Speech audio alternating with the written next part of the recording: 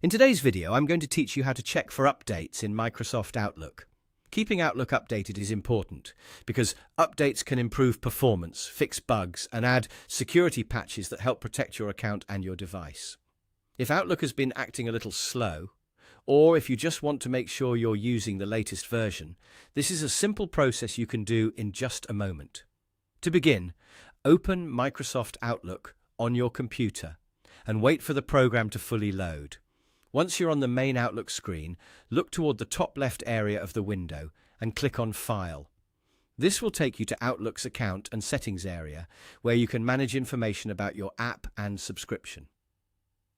After that, find and click Office Account.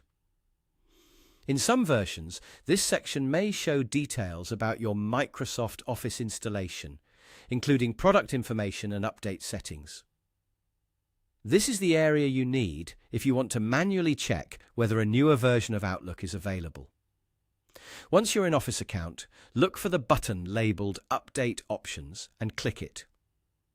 A small menu will appear with several choices related to updates.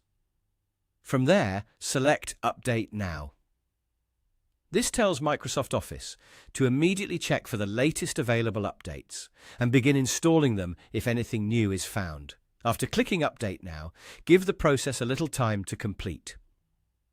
Depending on your internet speed and whether updates are available, this may take a few moments. It's best to wait patiently and avoid closing Outlook or shutting down your computer while the update is in progress.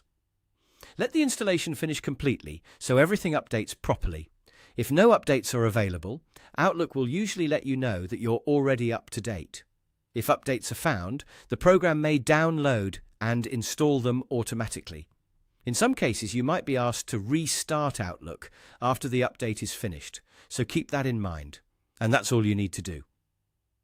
Open Outlook, click File, go to Office Account, choose Update Options, and then select Update Now.